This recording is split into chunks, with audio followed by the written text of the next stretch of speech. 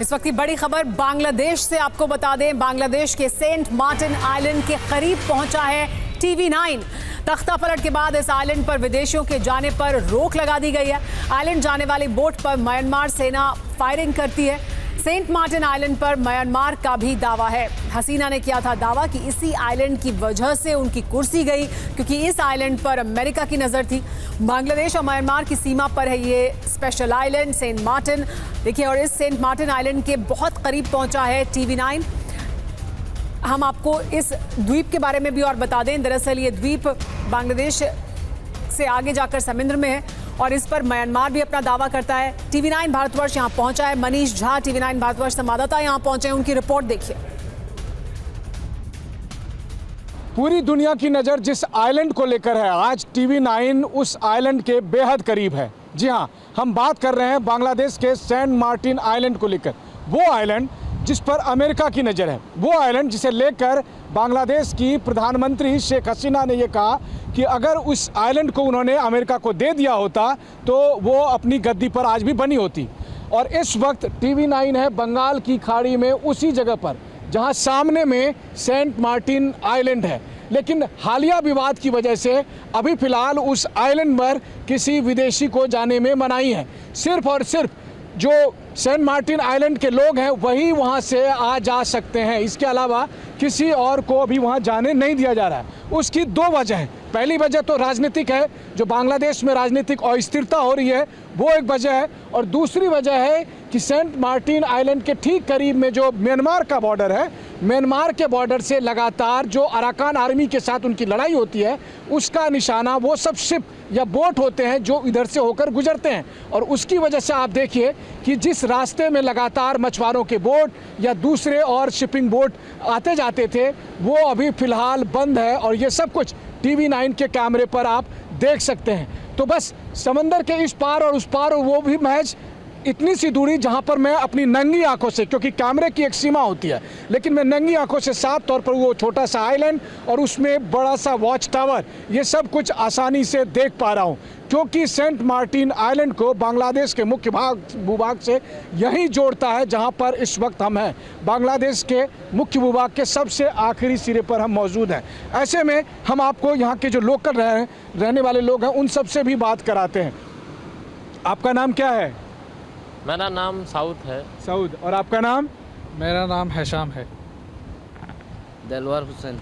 दिलवर Hussain. Saud, पहले तो ये बताइए हम लोग अभी कहाँ पर हैं? यहाँ हम लोग बांग्लादेश के बॉर्डर है, ये जो शाहपुरी द्वीप कहती है वहाँ पर है। हम लोग सेंट मार्टिन की नज़ारा देखने के लिए आया है। अच्छा, तो सेंट मार्टिन कहाँ है ये बताइए हमारे। सेंट मार्टिन यहाँ से 10-15 किलोमीटर होगा। सूजा इधर वहाँ दिखाई दे रहे हैं जो आप। हाँ, वो जो मैं देख रहा हूँ वो जो आइलैंड है वही है? हाँ, वही है saint Martin. Saint Martin island है? हाँ। अच्छा, तो आप कभी सेंट मार्टिन आइलैंड गए हो? हाँ, बहुत बार गया तो मैं। आप गए हो सेंट मार्टिन आइलैंड? हाँ गया। अच्छा, तो चूंकि आप यहाँ से वहाँ आते जाते हो तो सेंट मार्टिन आइलैंड के लोग इधर आते हैं? हाँ, आते हैं तो खरीदारी करने। हाँ, आते हैं तो। अच्छा, लेकिन अभी हमको जाने में दिक्कत होती है। अच्छा, इधर क्यों का दिक्कत हो रही है?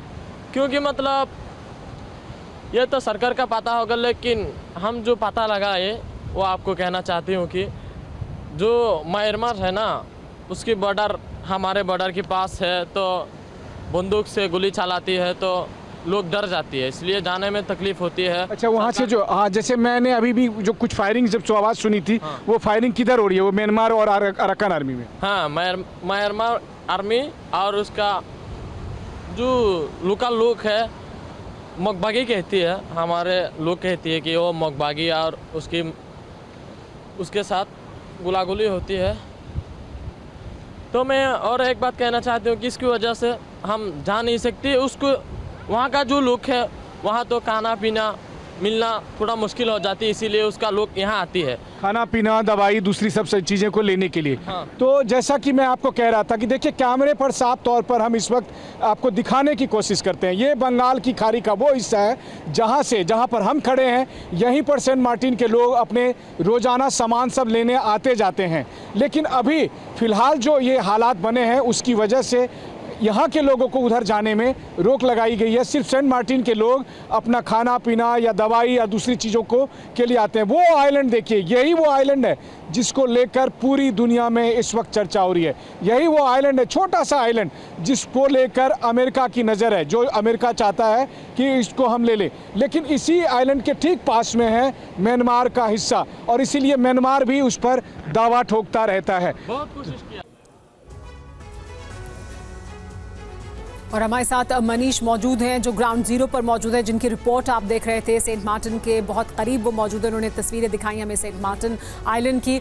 मनीष, ये जो द्वीप है ये अपने आप में पहले भी बहुत विवादों के केंद्र में रहा है, लेकिन अब शेख हसीना के ये कहने के बाद कि यही वो द्वीप है जिसकी वजह से उनकी सत्ता गई, यही वो द्वीप है जिसकी वजह से एक बड़ी साजिश की गई, ये अपने आप में इस वक्त बांग्लादेश की राजनीति के और अंतर्राष्ट्रीय राजनीति के केंद्र में है, जहां आप पहुंचे। बिल्कुल, देखिए शेख हसीना के इस दावे के का जो सीधा असर पड़ा कि मेरे ठीक सामने में वो द्वीप था, लेकिन मैं वहाँ पर नहीं जा सकता था। वो इसलिए क्योंकि मौजूदा राजनीतिक हालात में बांग्लादेश की सरकार ने ये फैसला लिया कि कोई भी विदेशी अभी उस आइलैंड पर नहीं जाएगा। लेकिन मैं अपनी आंखों से साफ तौर पर देख रहा था, महज बोट से 30 मिनट का फासला, 7 से 9 किलोमीटर का बताया जा रहा है उस आइलैंड का डिस्टेंस दोनों तरफ से जाने आने में। और देखिए सबसे बड़ी बात है, लोकेशन लगातार TV9 के कैमरे पर हम दिखा रहे हैं। पहली बात तो यह है कि शेख हसीना के दावे के बाद यहां तक पहुंचने वाला दुनिया भर का इकलौता चैनल TV9 था, जहां से उसके कैमरे पर हमारे दुनिया भर के दर्शक सेंट मार्टिन आइलैंड को देख रहे थे और उसकी इंपॉर्टेंस को समझ रहे थे। जैसा कि हमने दिखाया भी कि बांग्लादेश के बॉर्डर के अलावा म्यांमार का बॉर्डर भी वहां पर है, लगातार वहां से अराकान आर्मी की भी फायरिंग होती है, जिसके चपेट में सेंट मार्टिन के लोग, उनके बोट भी आते हैं। और वैसी स्थिति में अब जबकि अमेरिका की उस पर नजर है, तो यहाँ बांग्लादेश में भी मन में सशंकित है, क्योंकि अगर वहां पर एक बार सैन्य बेस बनेगा और क्योंकि उसका एक बेहद जियो स्ट्रेटेजिक लोकेशन है, एक ऐसा आइलैंड जहां से मलक्का स्ट्रीट पर, जो कि दुनिया का सबसे बिजी जो मरीन रूट है वो है, उस पर नजर रखी जा सकती है, जहां से म्यांमार पर नजर रखी जा सकती है, जहां से चीन पर नजर रखी जा सकती है, जहां से बांग्लादेश पर नजर रखती है, जहां से भारत पर प्रभाव पड़ेगा। अमेरिका उस आइलैंड को लेना चाहता है, लेकिन सेंट मार्टिन आइलैंड में जो कि शेख हसीना ने बहुत गंभीर और बड़ा आरोप लगाया है, उन्होंने कहा है कि अमेरिका यहाँ बेस बनाना चाहता था और इस वजह से एक बड़ी साजिश रची गई, उनकी सरकार का तख्ता पलट हुआ या उनकी सरकार को जिस तरह से बाहर निकालकर लोगों ने फेंका या उनको जैसे देश छोड़ना पड़ा। इसके पीछे ये जो द्वीप है जिससे आपने हमारे कैमरे पर दिखाया, जैसे हमने टीवी पर दिखाया, ये उसके केंद्र में है। इसको लेकर जो बांग्लादेश में अभी सरकार है, बांग्लादेश में जो विपक्ष है, उसका क्या कहना है? शेख हसीना के इस बयान के बाद उनकी क्या प्रतिक्रिया है, संक्षेप में अगर आप बताएं।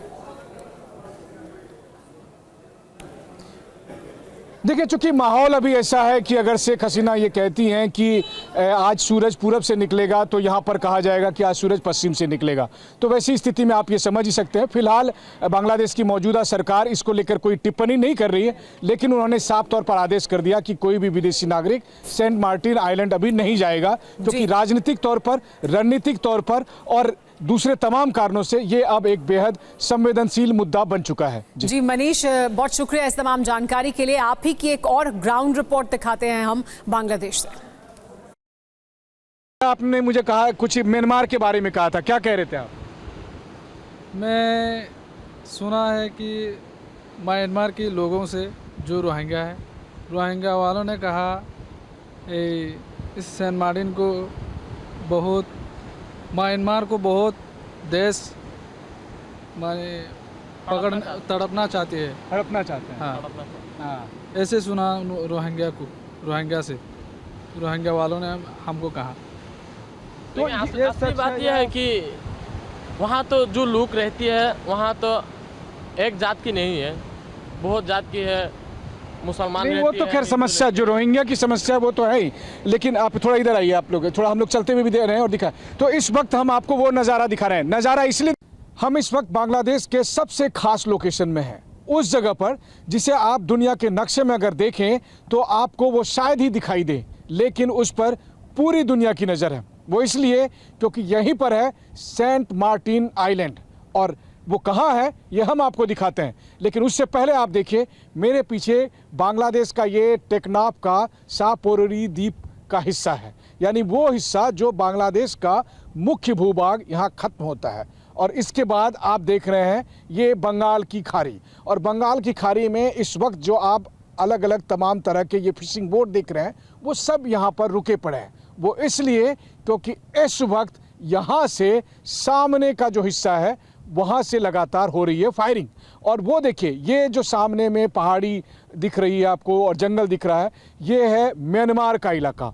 और बांग्लादेश और म्यांमार के इलाके के ठीक पास में है वो आइलैंड जिसको लेकर सबसे अधिक चर्चा है, और वो आइलैंड है इस तरफ का वो हिस्सा जो कि सेंट मार्टिन आइलैंड। यहाँ से आधे घंटे लगते हैं बोट से जाने में, और वो हिस्सा इस तरफ है सेंट मार्टिन आइलैंड। तो आपने देखा कि बांग्लादेश का मुख्य भूभाग और फिर म्यांमार और फिर इधर सेंट मार्टिन आइलैंड। और इसी आइलैंड में, इस छोटे से आइलैंड में, हालांकि ये आइलैंड एक टूरिस्ट स्पॉट है, इसमें साल के 4-6 महीने बहुत सारे लोग आते हैं। यहाँ पर अक्टूबर से लेकर फरवरी मार्च तक लगातार लोगों की भीड़ होती है। लेकिन इस वक्त इस आइलैंड को लेकर पूरी दुनिया की इसलिए नज़र है क्योंकि बकौल शेख हसीना अमेरिका उस आइलैंड को लेना चाहता है। और अमेरिका उस आइलैंड को इसलिए लेना चाहता है क्योंकि अमेरिका की नज़र में हिंद महासागर का सबसे खास रणनीतिक आइलैंड ये साबित हो सकता है। और इसलिए TV9 इस वक्त इस जगह पर मौजूद है, वो जगह जहाँ से कि दुनिया की आगे जो जियोपॉलिटिक्स है वो बहुत हद तक डिसाइड होगा। और इसलिए क्योंकि यहाँ से महज 5 से 6 किलोमीटर की दूरी पर सेंट मार्टिन आइलैंड है, और बांग्लादेश, म्यांमार, चाइना, भारत और हिंद महासागर का पूरा क्षेत्र, ये सब कुछ सेंट मार्टिन आइलैंड के अमेरिकी बेस बन जाने के बाद अमेरिका के नियंत्रण में या निगरानी में हो सकता है।